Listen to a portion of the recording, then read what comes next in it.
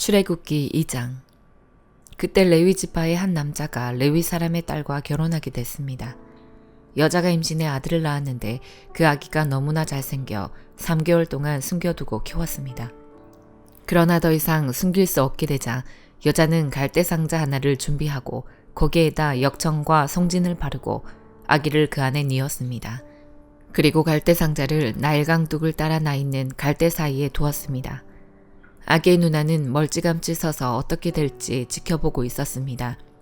그때 마침 바로의 딸이 나일강에 목욕하러 내려오고 그녀의 시녀들은 강둑을 따라 거닐고 있었습니다. 바로의 딸은 갈대 사이에 있는 상자를 보고는 자신의 여종에게 가져오라고 시켰습니다. 바로의 딸이 상자를 열어보니 한 아기가 울고 있었습니다. 바로의 딸은 불쌍한 마음이 들어 히브리 사람의 아기인가 보다 라고 말했습니다. 그때 아기의 누나가 바로의 딸에게 제가 가서 공주님 대신에 아기에게 젖을 먹일 히브리 여자를 한 명 데려올까요? 라고 말했습니다. 바로의 딸은 그렇게 하라고 대답했습니다. 그러자 아기의 누나는 가서 그 아기의 엄마를 데려왔습니다. 바로의 딸은 이 아기를 데려다가 나를 대신에 젖을 먹여라. 내가 대가를 주겠다라고 했습니다. 그리하여 그 여인은 아기를 데려다가 젖을 먹여 키웠습니다. 아이가 어느 정도 자라자 그녀는 아이를 바로의 딸에게 데려다 주었고 아이는 그의 아들이 됐습니다. 바로의 딸은 내가 그를 물에서 건졌다라고 하며 이름을 모세라고 지어주었습니다. 세월이 흘러 모세는 어른이 됐습니다. 어느 날 모세는 자기 민족이 있는 곳에 나갔다가 그들이 중노동하는 것을 지켜보았습니다. 모세는 어떤 이집트 사람이 자기 동족인 히브리 사람을 때리는 것을 보다가 이리저리 살펴 아무도 없는 것을 보고는 그 이집트 사람을 죽여 모래 속에 묻었습니다. 다음날 모세가 나가보니 히브리 사람 둘이 싸우고 있었습니다. 모세가 잘못한 사람에게 왜 동족끼리 치고받고 싸우는 것이냐고 말했습니다. 그 잘못한 사람은 누가 너를 우리 통치자나 재판관으로 세웠느냐? 네가 이집트 사람을 죽이더니 이제 날 죽일 생각이냐? 라고 말했습니다. 그러자 모세는 두려워하며 속으로 내가 한 짓이 탄로났구나 하고 생각했습니다. 바로는 이 사실을 듣고 모세를 죽이려고 했습니다. 그러나 모세는 바울의 얼굴을 피해 도망쳐 미디안으로 가서 살았습니다. 하루는 모세가 미디안의 한 우물가에 앉아 있을 때였습니다. 미디안 제사장에게 딸 7이 있는데 물을 기르러 와서는 구유에다 그 아버지의 양떼에게 줄 물을 채웠습니다. 그런데 몇몇 양치기들이 와서 미디안 제사장의 딸들을 쫓아내는 것이었습니다. 그때 모세가 일어나 딸들을 도와주었고 그 양들에게 물을 먹여 주었습니다. 그 딸들은 자기 아버지 르우엘에게로 되돌아갔습니다. 그러자 그 아버지가 오늘은 웬일로 이렇게 일찍 돌아왔느냐 하고 물었습니다. 딸들은 어떤 이집트 사람이 우리를 양치기들에게서 구해주었습니다. 게다가 우리를 위해 물도 길어주고 양들에게도 물을 먹여주었습니다. 라고 대답했습니다. 아버지는 그가 어디 있느냐? 왜 그를 그냥 두고 왔느냐? 그를 불러 음식을 대접하자라고 딸들에게 말했습니다. 그리하여 모세는 흔쾌히 르우엘과 함께 살기로 했습니다.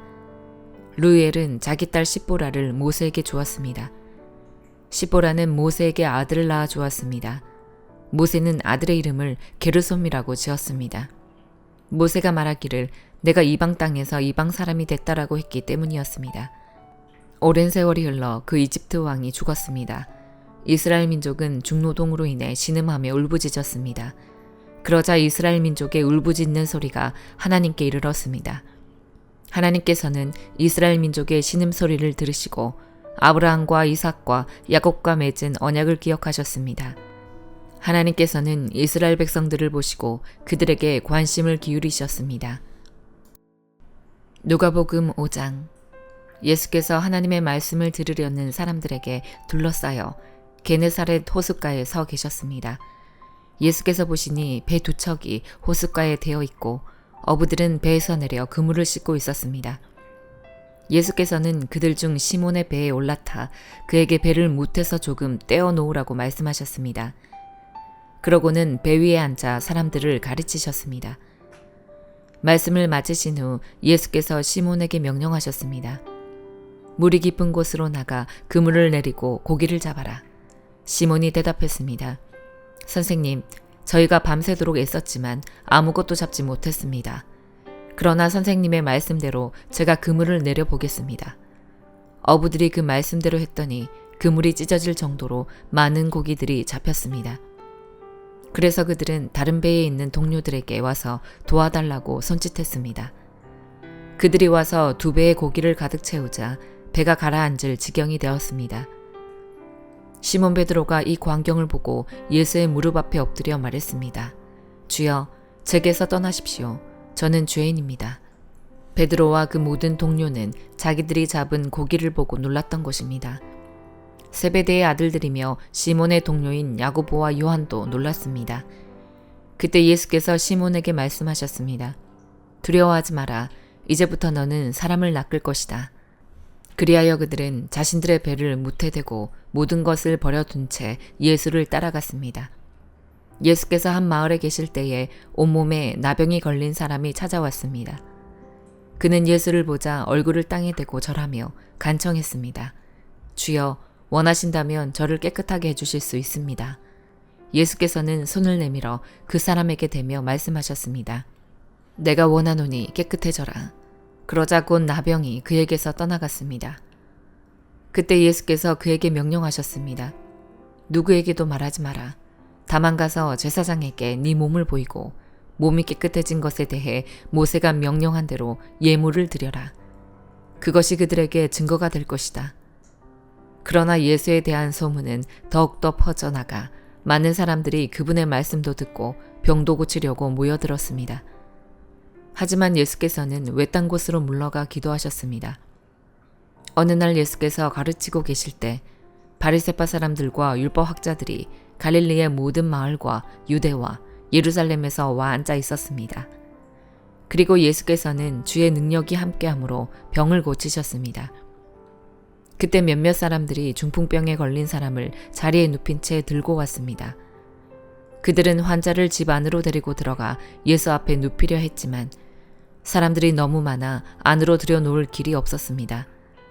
그들은 지붕으로 올라가 기와를 벗겨내고 그를 자리에 눕힌 채 사람들 한가운데로 달아내려 예수 바로 앞에 놓았습니다.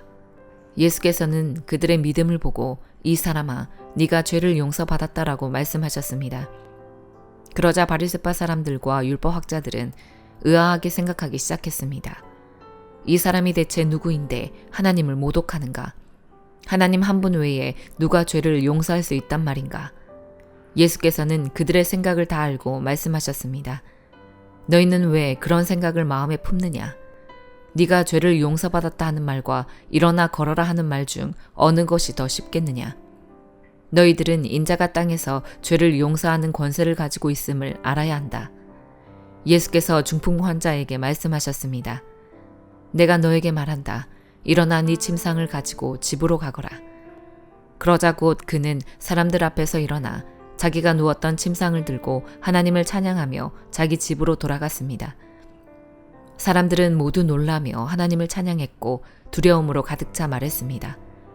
오늘 우리가 놀라운 일을 보았다. 일 후에 예수께서는 밖으로 나가 레위라는 세리가 세관에 앉아 있는 것을 보고 말씀하셨습니다. 나를 따라라.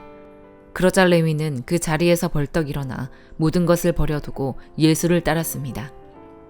레위는 예수를 위해 자기 집에서 큰 잔치를 열었습니다. 많은 세리들과 다른 사람들이 그들과 함께 음식을 먹고 있었습니다. 그러자 바리새파 사람들과 그들의 율법학자들이 예수의 제자들을 비방했습니다. 당신들은 어찌해서 세리들과 죄인들과 함께 어울려 먹고 마시는 거요? 예수께서 그들에게 대답하셨습니다. 건강한 사람에게는 의사가 필요 없고 병든 사람에게만 의사가 필요하다. 나는 의인을 부르러 온 것이 아니라 죄인을 불러 회개시키러 왔다. 그들이 예수께 말했습니다. 요한의 제자들은 자주 금식하고 기도하며 바리새파 사람들의 제자들도 그렇습니다. 그러나 당신의 제자들은 항상 먹고 마십니다. 예수께서 대답하셨습니다. 너희 같으면 신랑이 함께 있는 동안 초대받은 사람들을 금식하도록 하겠느냐? 그러나 신랑을 빼앗길 날이 올 것이다. 그때가 되면 그들도 금식할 것이다. 예수께서는 그들에게 이런 비유를 들려주셨습니다. 낡은 옷을 기우려고 새 옷을 자르는 사람은 없다. 그렇게 하면 새 옷이 찢어져 못 쓰게 되고 새 옷의 조각도 낡은 옷에 어울리지 않기 때문이다. 또 새 포도주를 낡은 가죽 부대에 넣는 사람도 없다. 그렇게 하면 새 포도주가 그 부대를 터뜨려서 포도주는 쏟아지고 부대도 못 쓰게 될 것이다. 새 포도주는 새 부대에 담아야 한다. 묵은 포도주를 마시고 나서 새 포도주를 원하는 사람은 없다. 묵은 것이 좋다고 여기기 때문이다. 욥기 19장. 그때 욥이 대답했습니다. 자네들이 언제까지 내 영혼을 괴롭히고 말로 나를 갈갈이 찢어 놓겠는가. 자네들이 10번이나 나를 비난하는구나. 나를 의심하고도 부끄러워하지 않는구나. 내가 정말 잘못을 했다 하더라도 내 잘못은 내 문제일 뿐일세. 자네들이 진정 나를 짓밟아 높아지려 하고 나를 꾸짖어 고발하려거든 하나님께서 이미 나를 거꾸러뜨리시고 그 그물로 나를 둘러싸셨음을 이제 알게나. 보라, 내가 아무리 잘못됐다고 부르짖어도 응답이 없고 아무리 크게 부르짖어도 공정한 처분이 없다네. 그분이 내 길을 가로막아 지나가지 못하게 하셨고 내 길에 어둠을 깔아 놓으셨다네. 내게서 명예를 벗기시고 내 머리에 면류관을 빼앗아 버리셨다네. 그분이 사방으로 나를 치시니 내가 죽는구나. 내 소망을 송두리째 뽑아 버리셨다네. 그분이 나를 향해 진노의 불을 켜시고 나를 당신의 원수같이 여기시는구나. 그 군대가 한꺼번에 나와 나를 향해 진군해 내 장막 주위에 진을 치는구나. 그분이 내 형제들을 내게서 멀리 두셨으니 내가 아는 사람들이 나를 완전히 외면한다네. 내 친척들이 다 떠나고 내 친구들도 나를 잊었다네. 내 집에 살던 사람들과 내 여종들이 나를 낯선 사람 취급하니 나는 그들이 보기에 이방 사람이라네. 내가 내 종을 불러도 대답하지 않으니 오히려 내가 입으로 애걸했다네. 내 아내도 내 입김을 싫어하고 내 형제들도 나를 혐오스러워했다네. 심지어 어린아이들까지도 나를 경멸하며 내가 일어났더니 나를 비웃었다네. 내 속을 털어놓는 친구들도 다 나를 싫어하고 내가 사랑하는 사람들도 내게서 고개를 돌렸다네. 나는 이제 가죽과 뼈만 남았고 겨우 잇몸만 남아있구나. 자네들 내 친구들아, 너희는 나를 불쌍히 여기라. 나를 불쌍히 여기라. 하나님의 손이 나를 치셨으니 말이다. 자네들이 왜 하나님이 하시듯 나를 핍박하는가? 내 살로 배부르지 않았는가? 내 말이 기록된다면, 그게 책에 쓰여진다면, 철필과 나부로 바위에 영원히 새겨진다면, 내 구속자가 살아계시고 그분이 결국에는 이 땅 위에 서실 것을 나는 알고 있다네. 내 살갗이 다 썩은 뒤에라도 내가 육신을 입고서 하나님을 뵐 걸세. 내가 그분을 뵐 것이요 내 두 눈으로 그를 뵐 걸세. 내 간장이 내 안에서 타들어가는구나. 자네들은 우리가 그를 무엇으로 칠까? 또 문제부리는 그에게서 찾을 수 있다라고 말하는군. 자네들은 칼을 두려워하게 진노는 칼의 징벌을 부르기 때문일세. 그러고 나면 자네들은 심판이 있음을 알게 될 걸세. 고린도전서 6장. 여러분 가운데 누가 다른 사람에 대해 소송할 일이 있을 때 왜 성도들 앞에서 해결하려 하지 않고 세상의 불의한 사람들 앞에서 합니까? 여러분은 성도들이 세상을 심판할 것을 알지 못합니까? 세상이 여러분에게 심판을 받을 것인데 여러분이 아주 사소한 사건 하나도 판단할 능력이 없겠습니까? 여러분은 우리가 천사들을 판단할 것을 알지 못합니까? 그렇다면 하물며 이 세상 일이겠습니까? 그런데 세상 일로 소송할 것이 생겼을 때 여러분은 교회가 업신여기는 바깥 사람들을 재판관으로 세웁니까? 내가 이렇게 말하는 것은 여러분을 부끄럽게 하려는 것입니다. 여러분 가운데 믿는 사람들 사이의 일을 판단할 수 있는 지혜로운 사람이 이렇게 하나도 없습니까? 그래서 형제와 형제가 맞서 소송할 뿐 아니라 그것도 믿지 않는 사람들 앞에서 한다는 말입니까? 여러분이 서로 소송을 한다는 것은 여러분이 벌써 실패했다는 것을 뜻합니다. 왜 차라리 억울한 일을 당해주지 못합니까? 왜 차라리 속아주지 못합니까? 도리어 여러분은 불의를 행하며 속이고 있습니다. 그것도 형제들에게 그런 짓을 하고 있습니다. 여러분은 불의한 사람이 하나님 나라를 상속받지 못할 것을 알지 못합니까? 속지 마십시오. 음행하는 사람이나 우상을 숭배하는 사람이나 간음하는 사람이나 남창이나 동성연애를 하는 사람이나 도둑이나 탐욕을 부리는 사람이나 술꾼이나 남을 헐뜯는 사람이나 속임수로 남을 해롭게 하는 사람이나 약탈하는 사람은 하나님 나라를 상속받지 못할 것입니다. 여러분 가운데도 그런 사람들이 덜어 있었으나 주 예수 그리스도의 이름과 우리 하나님의 성령으로 씻음을 받고 거룩해져서 의롭다함을 받았습니다. 모든 것이 내게 허용돼 있습니다. 그러나 모든 것이 유익한 것은 아닙니다.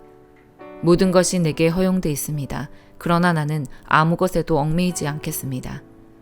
음식은 배를 위에 있고 배는 음식을 위에 있습니다. 그러나 하나님께서는 이것도 저것도 다 없애버리실 것입니다. 몸은 음행을 위해 있는 것이 아니라 주를 섬기라고 있는 것이며 주께서는 우리 몸을 위해 계십니다. 하나님께서 주를 살리셨으니 또한 그 능력으로 우리도 살리실 것입니다. 여러분은 여러분의 몸이 그리스도의 몸의 한 부분인 것을 알지 못합니까? 그런데 내가 그리스도의 지체를 떼내어 장녀의 지체를 만들 수 있습니까? 결코 그럴 수 없습니다. 장녀와 연합하는 사람은 그녀와 한 몸인 것을 알지 못합니까? 말씀하시기를 둘이 한 육체가 될 것이다 라고 했습니다. 그러나 주와 연합하는 사람은 영적으로 주와 하나가 됩니다. 음행을 피하십시오.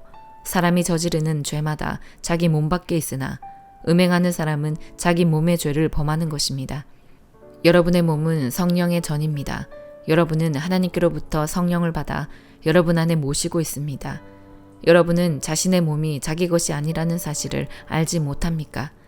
하나님께서 값을 치르고 여러분을 사셨습니다. 그러므로 여러분의 몸으로 하나님께 영광을 돌리십시오. 아멘.